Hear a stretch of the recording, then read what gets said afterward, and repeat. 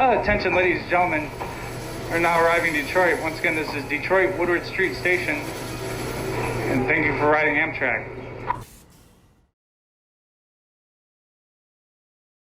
Okay. Cheers.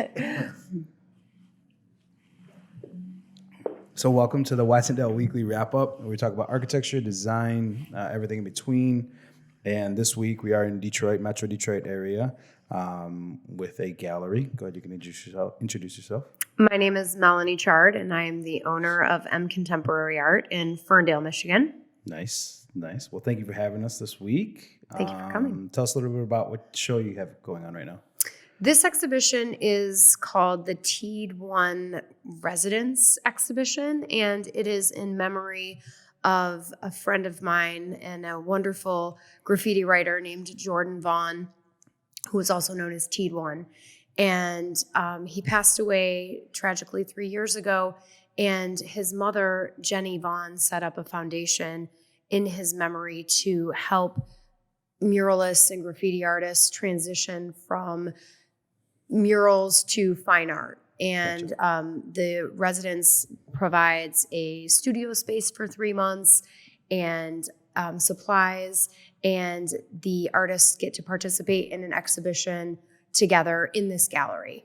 Cool. So the exhibition features 2 of the first residents from the program, Rick Brown and Roberto, otherwise known as Bear Lobos. Right. And we also have Freddie Diaz from Southwest Detroit and Rick, he's known as Malt, actually. We have Malt here as well.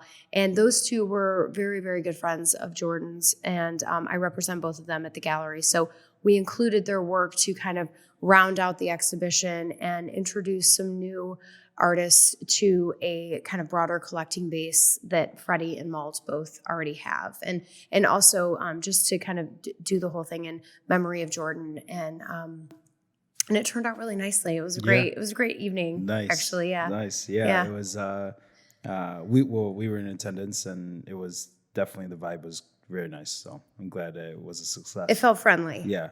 I think he would have been pleased. Yeah. I think he would have been happy. That's cool. So it's been for 3 years now? Yeah, he passed away in May 3 years ago. Yeah. And then the residency has been for how long now? The residency just started in the past year, and I joined the selection committee after the first resident was selected. So I've been involved for probably the last 6 months. There's a new current resident in the studio now. It's through Fishnet Studios, which is out of Dearborn. Okay. And it's a really, really great place, and there are a lot of nice artists in that space. And it just gives the artists an opportunity to create in a place where they have a little bit more space, a little bit more flexibility, and they can kind of try to put together a body of work that can be shown and exhibited later. Yeah. So we don't know what it'll look like in the future. But for this one, we just wanted to make sure that we were really kind of paying tribute to Jordan's memory and introducing the residency to the public in a way that did it justice. Yeah, so definitely. hopefully we did that. Yeah. And I know that it's always tough for graffiti artists to move from the street into the gallery walls. I mean, what challenges do you think have you seen for artists that have that, or that are at that point in their career, right? Because some of them, being a street artist, some street artists, in my opinion, want to stay true to the street art and don't go to the gallery.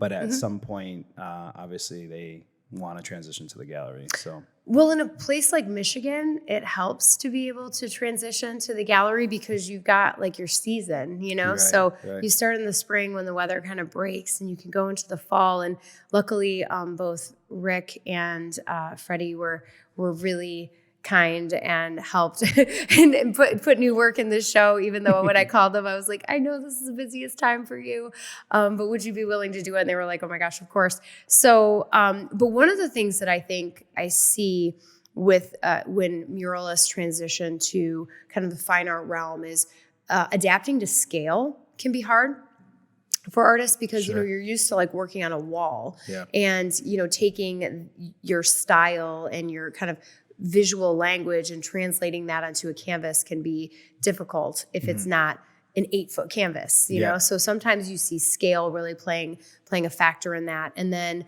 Also, material is something that I see. It takes time to get used to. Like with Rick Brown, for example, I mean, he's used to working in aerosol, and then he transitions over to acrylic and oil, and that just the feel takes a minute to get used to, I think. So luckily, I think the artists that we have in the show did that well. Yeah. But also, I think sometimes style can be hard too, because you need something that people recognize as you, particularly if you want to maintain that visual consistency with your client base and with the broader public who might be buying your work. So there are some challenges, I think, that can come along with it, but a lot of people navigate it really well. Like I work with Sydney James. She does huge murals in the city, and she transitions to acrylic beautifully and oil beautifully. So it just depends. But a lot of her work is large scale too. Nice.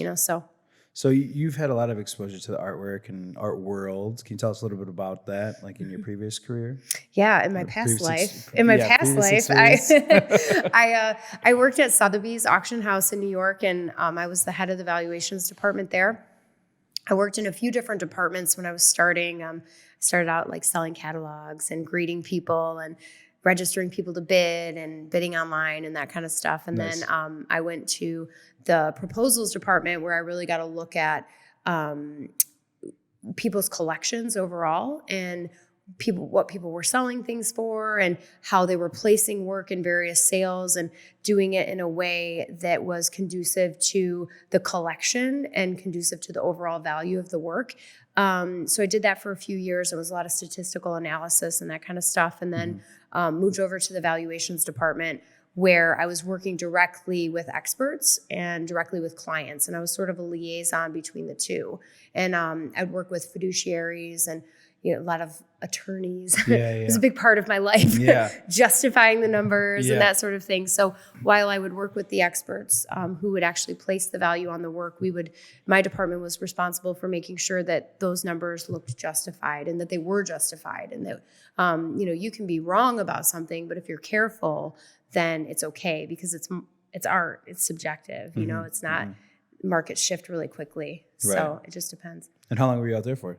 10 years. Oh, wow. I was at Sotheby's for 10 years. Yeah. Damn. Yeah. Quite a bit of time. Yeah. It moved quickly though. Yeah. Doesn't it? Yeah, it does. It really does. I've been here now for 7 years, and it's like, oh my gosh, is that, is that true? Yeah. Okay.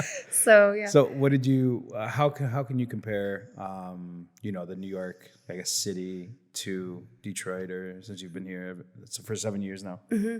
Well, I mean, the worlds I'm working in are very different. When you're working at Sotheby's, it's, I was working with like experts who were the very, very best at what they did.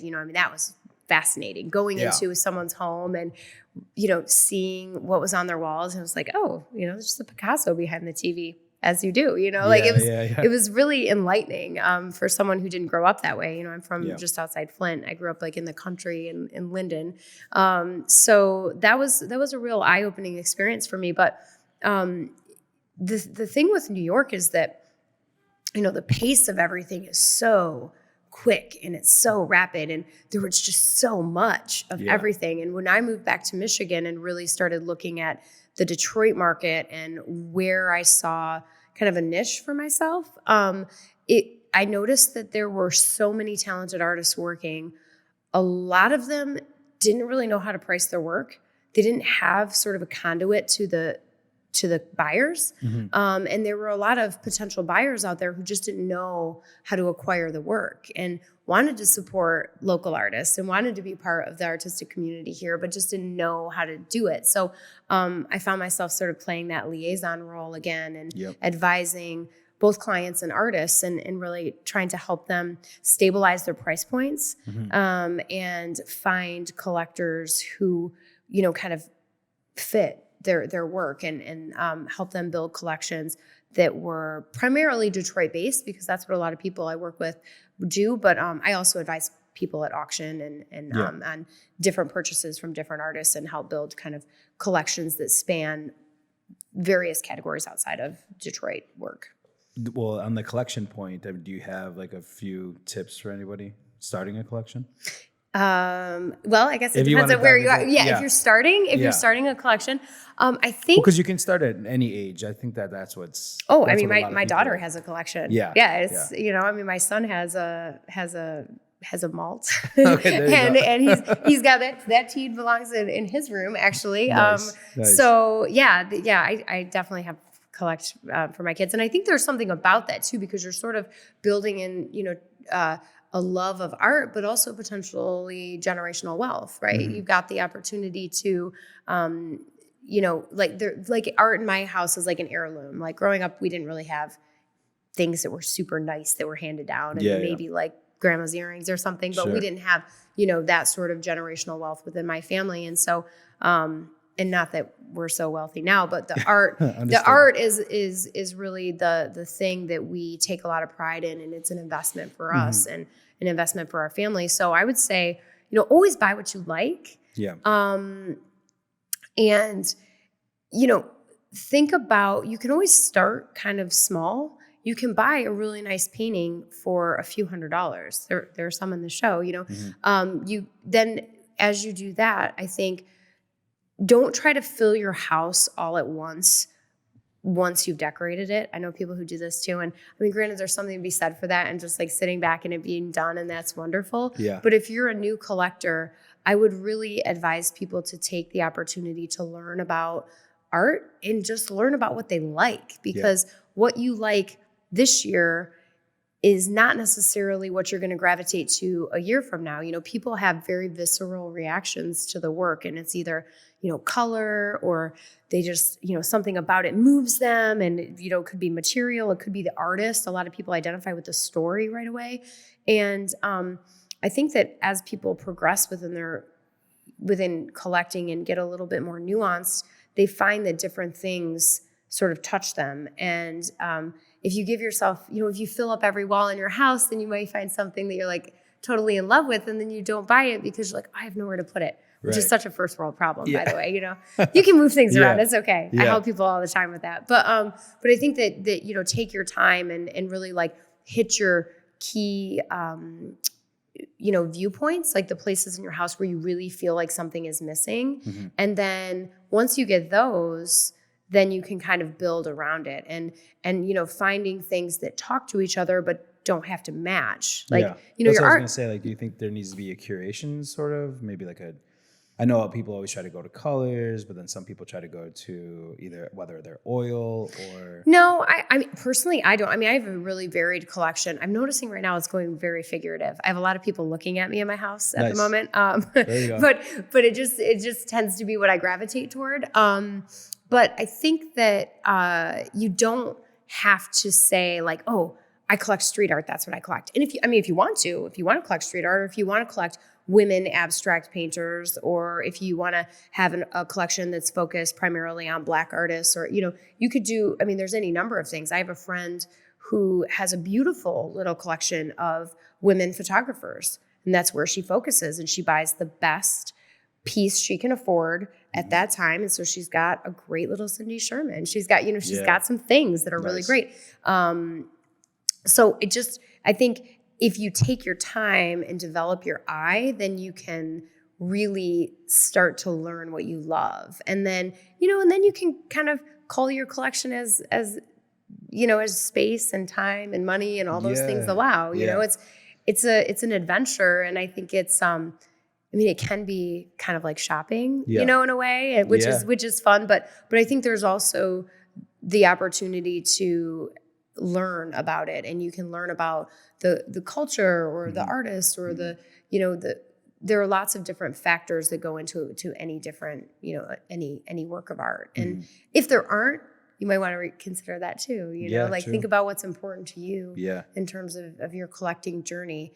And you don't have to have a roadmap right away. You don't have to say like, this is what I'm going to do. I'm going to only collect drawings from the 1980s, which those are things people do, and people can build really beautiful collections that way. And that's awesome. But I would say too, if you're really starting out, a lot of people will go to prints, and prints are like a nice, like fun little thing you can do. But if you really want to collect affordably drawings and photography are a nice way to do it. I personally collect drawings as well because they feel very process oriented. And I think that you can see the artist's hand so much more sometimes than in a painting. Yeah, paintings can feel flat. It can be intended.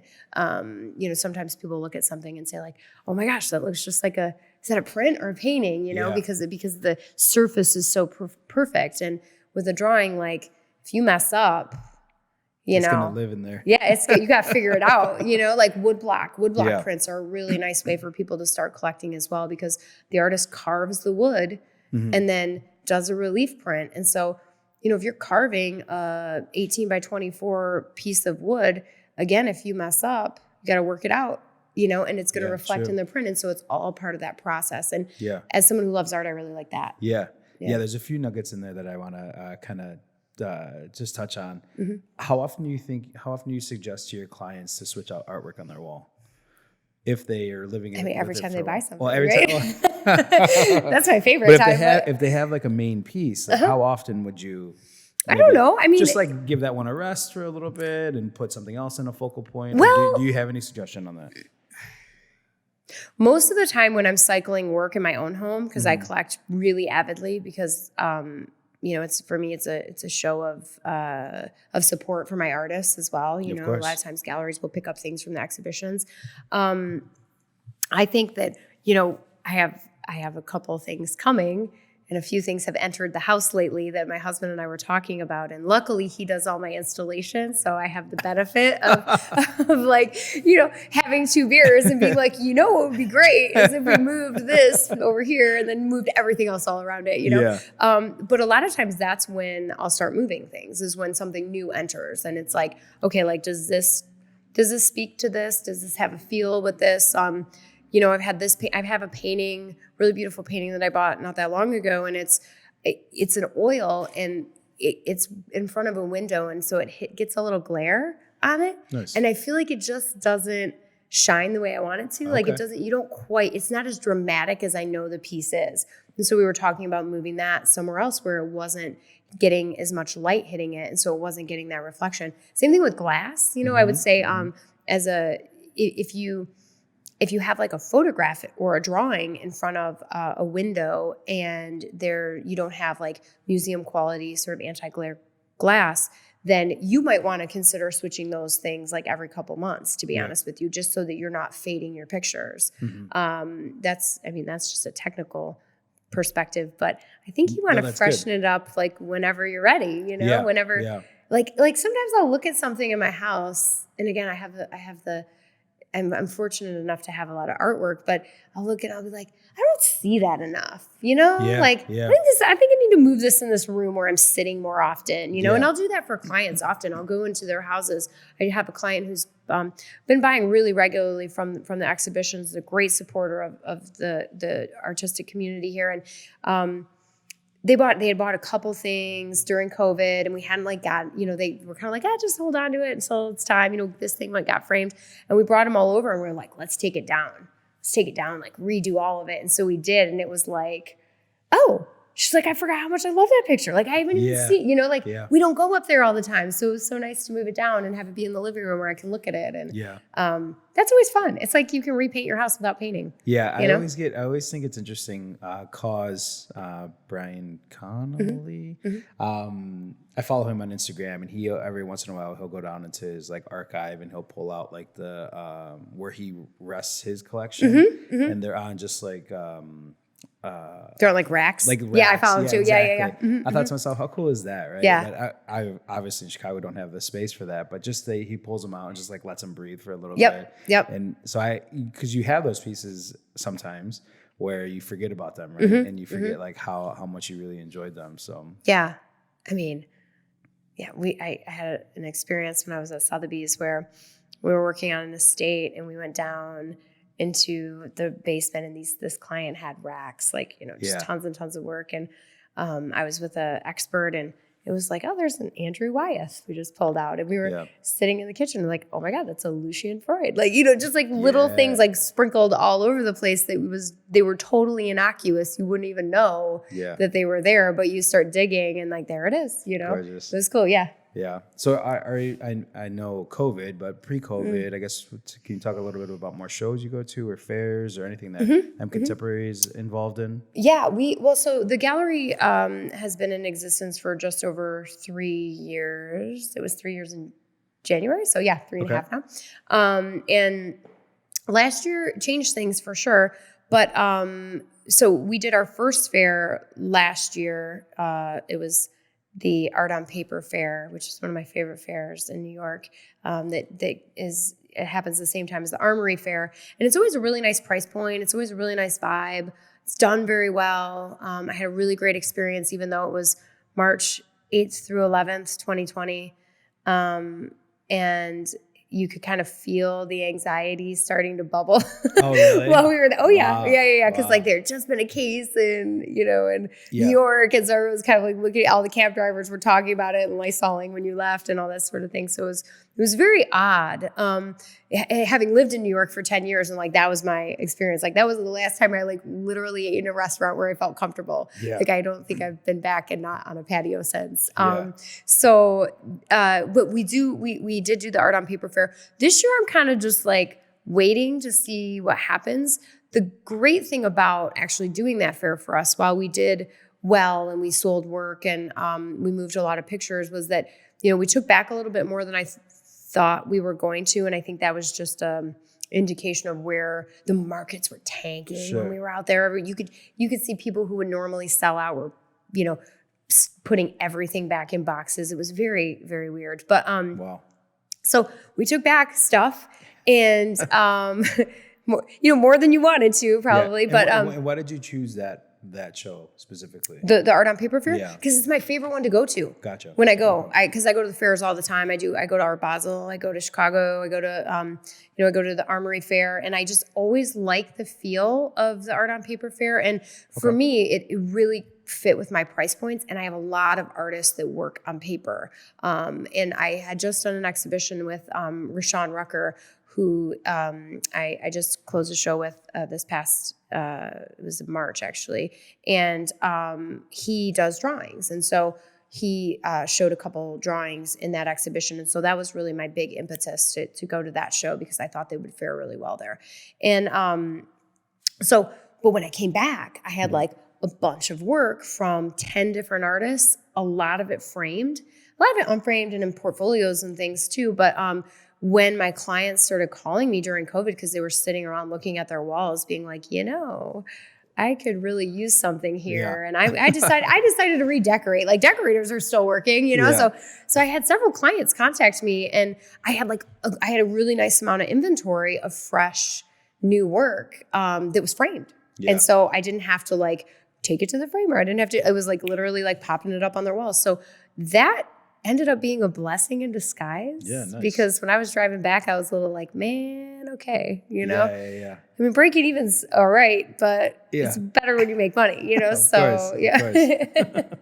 And so you're driving all of that out there? Or We how does did, that yeah. work? Oh yeah, I drive U-Hauls all the time. That's the glamorous part of the job that nobody I was knows. always curious That's about why that. you gotta wear comfy footwear, man. Yeah. It's I drive U-Hauls all over the place, That's all hilarious. over the city. Yeah, all the time, all the time. Oh man. And talking more about like the prints and the print on canvas, I mean, are there things that that you try to avoid? Obviously prints on canvas I don't really like. I know a lot of people don't really Giclée, like that. yeah. Exactly. Make it sound fancy. Yeah.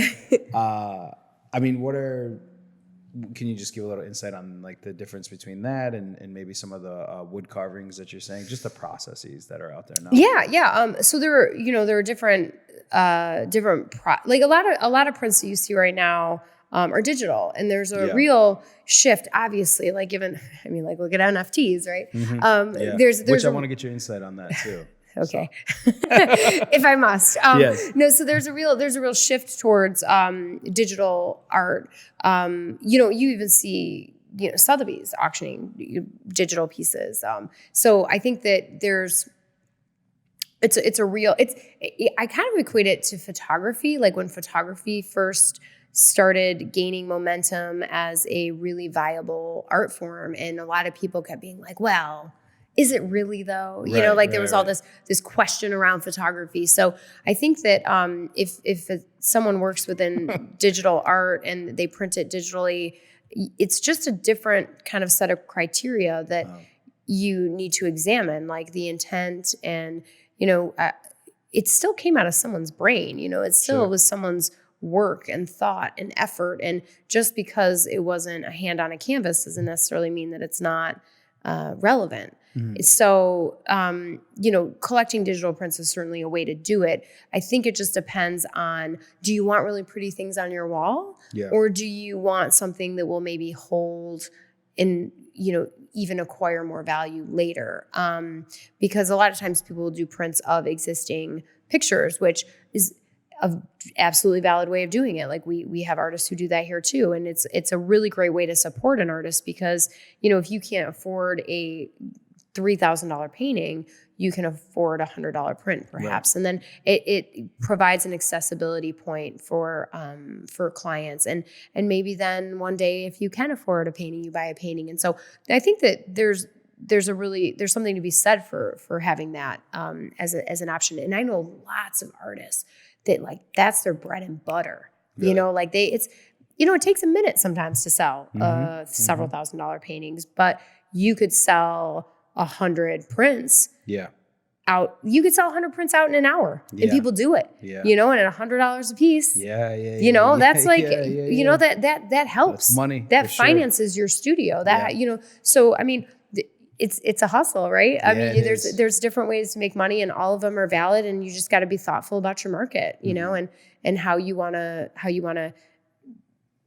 navigate through that, because you can buy prints at the DIA of super famous paintings, so it's not like it's unheard of. So a lot of artists do the hand embellishment there. Sure. Yeah. And I mean, that always adds, that adds an element of value for sure. Yeah. Anything. And I mean, if I buy prints, I like to buy really low editions. Okay. But again, I try to steer towards drawings mostly, but a lot of times I'll buy prints just because I really want to support the artist, so I'll do that too.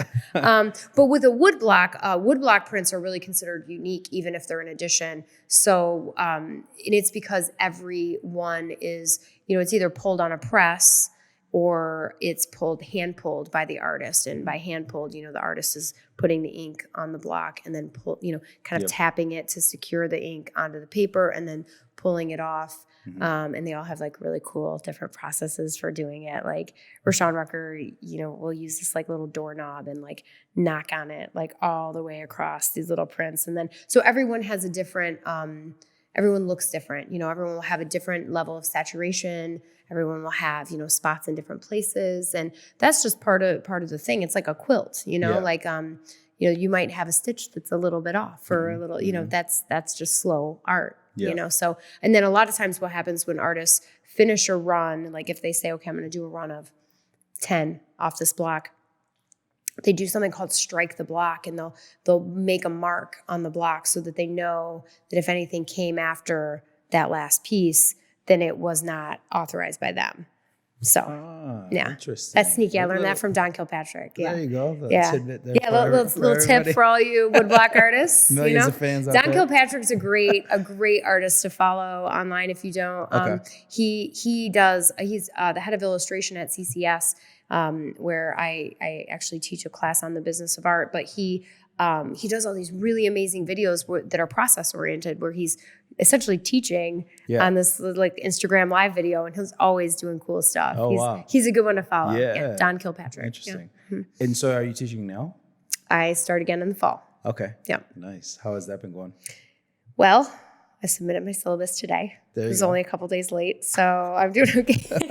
I'm doing okay. Yeah, it's good though. I like it. I like teaching because it gives me the opportunity to be close to the students, and they teach me so much. They're all so smart, and they have great artists that they follow, and sometimes I'm like, it's cutting edge though too, right? They're in the know. Oh yeah. I mean, I'll ask them hey, is it okay if I let my kid watch this thing? And they're like, no. Yeah. You know what I mean? They'll tell me, or they'll give me series of books that inspired them when they were little, and so I have the Warriors series, for example. My students taught me about that, and so I have my kids read all of them, and so it's really cool. And I think what's really interesting or what I found really interesting actually since I started teaching, which was just a couple years ago, is how many women are in the program, within the illustration program. Like I'm 43, and when I was in college, you would not see that many women who were looking to be, game designers or character designers, environmental designers,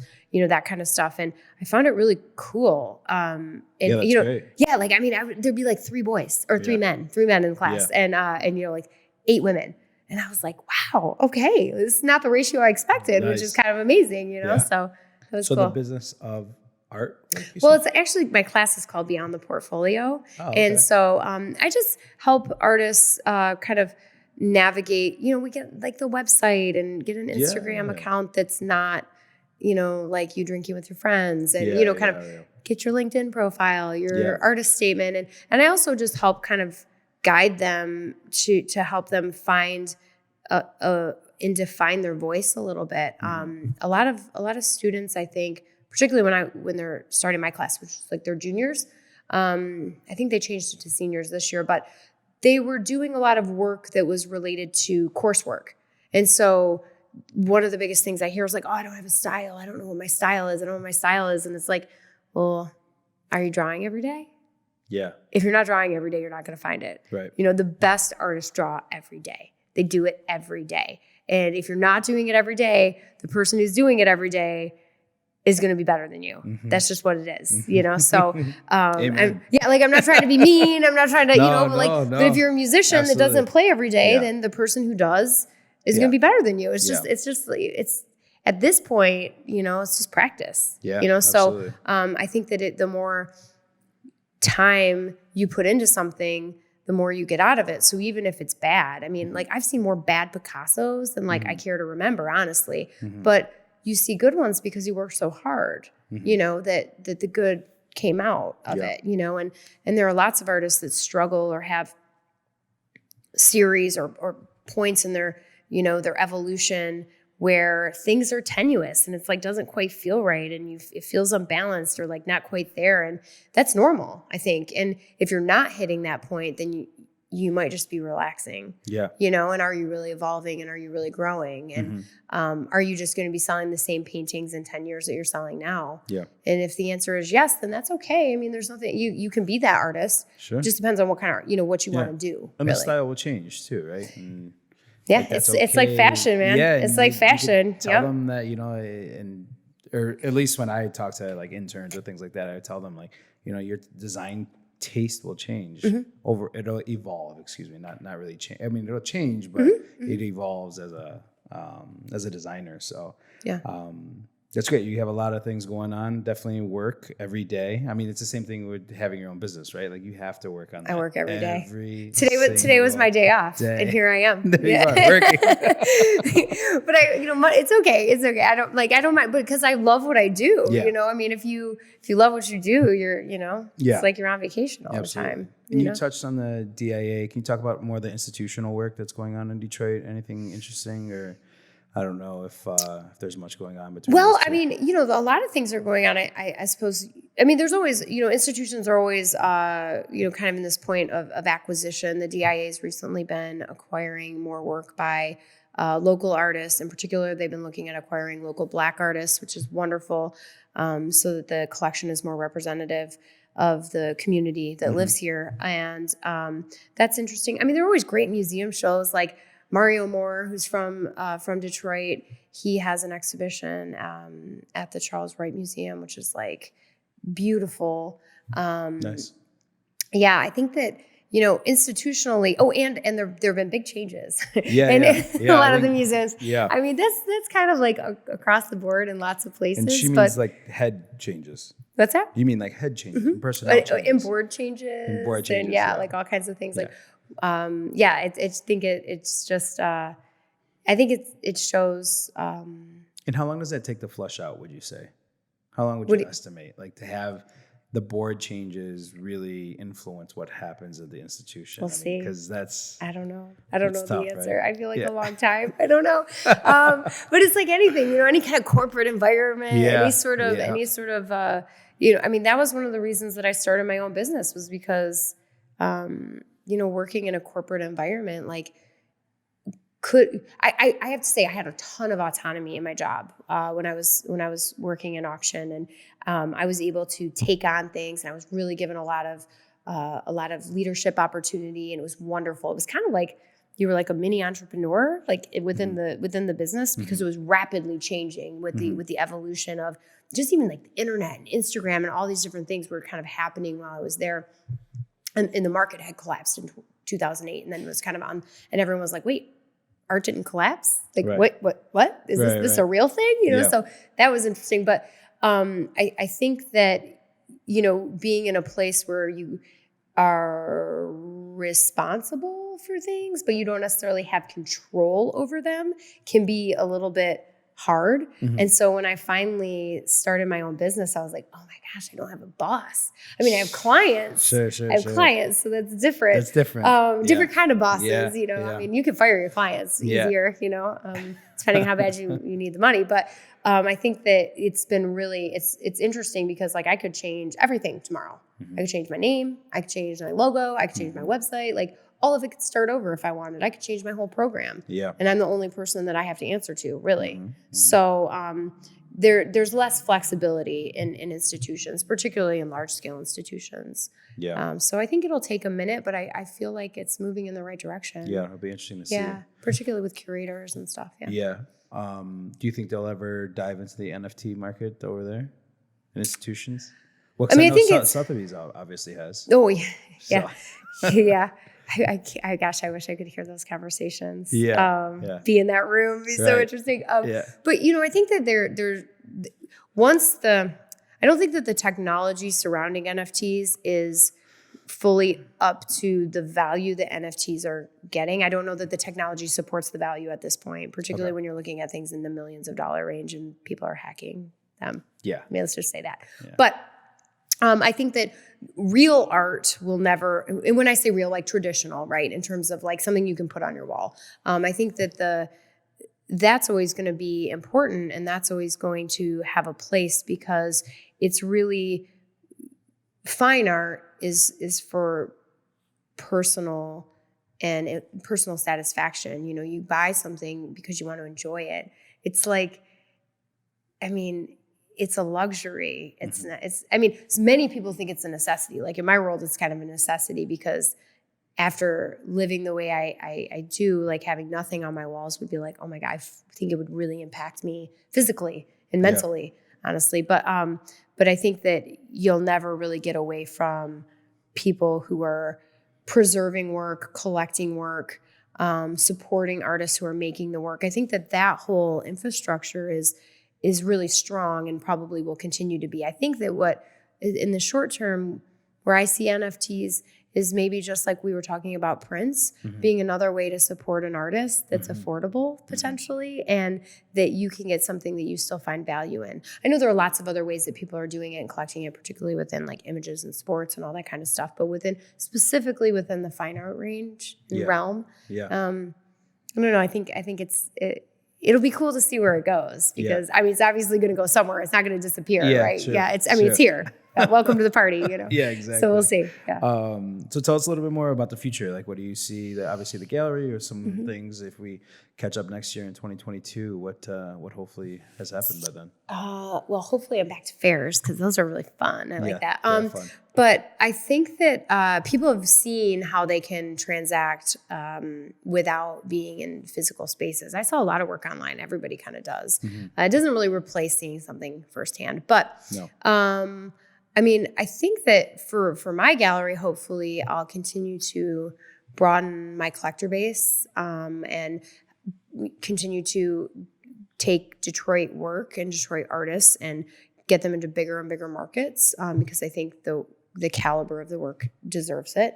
I have several artists who are growing and their markets are growing. And I think that they're going to be doing some institutional shows and exhibitions in other cities. And so I act as a real like support system for those artists, particularly the ones in the city, and help them kind of navigate some of that. Like, I've got a show with this many pieces, and, it's kind of like, okay, what do you need from me? Like, can I help you? So it's a very community-based place. Like, I mean, any given day, if I'm here, you see artists rolling all day long. They're picking up money, they're dropping something off, they're saying hi, they're looking at the show, they're talking to each other. Oh, so-and-so told me they were going to be here. So I really like that there's that community kind of element of the gallery. And so I'm hoping to maintain that. And I don't know, it'd be cool to get a bigger space at some point. But I like my location. I don't know. We'll see.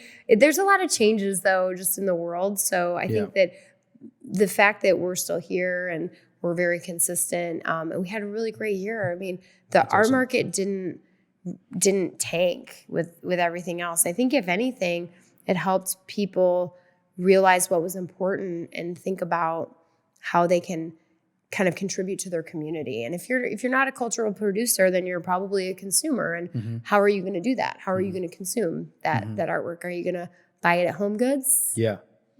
Not that there's anything wrong with that, but hopefully not. Hopefully not from a small art gallery. Hopefully not. So yeah.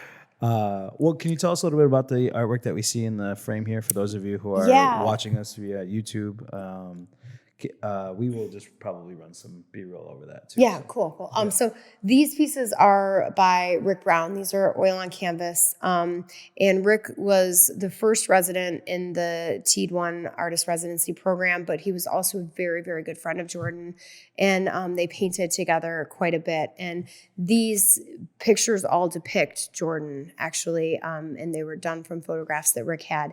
And the one in the middle is actually of Jordan and Freddie Diaz, who's also in the show, and it's them painting together at the Red Bull House of Art. Oh, okay. And Freddie was a resident at the Red Bull House of Art, and Jordan came, and they had these trains that they did and put in the exhibition that Freddie was in, and Jordan came in and did one of the trains. Very cool. Yeah. So I think what I really love about these, though, I mean, for a dark palette and for them being as moody as they are, they really convey, I mean, this one in particular for me. Yeah, for sure. It just looks like him. Like I knew it was him even before I would have known it was him from like across the room, just because Jordan was a friend, and that's just like his posture exactly. And I think it's a nice way of conveying like the graffiti culture, but also doing it in a very painterly way. Like this looks like fine art, and Rick is largely self-taught in terms of what he's doing on canvas. He's been a writer for a long time, and so for him making that transition, I mean, I felt like he came into this show and was like almost like the underdog, in the sense that like no one really knew what was going to come out, and then it was like all of his pictures got snapped up, and we were like, "Here you go! Like, look, everybody loves it!" Like he brought him in. I know he brought him in, and I was like, "Oh, these are so good!" Like I just like the feel. They just have that.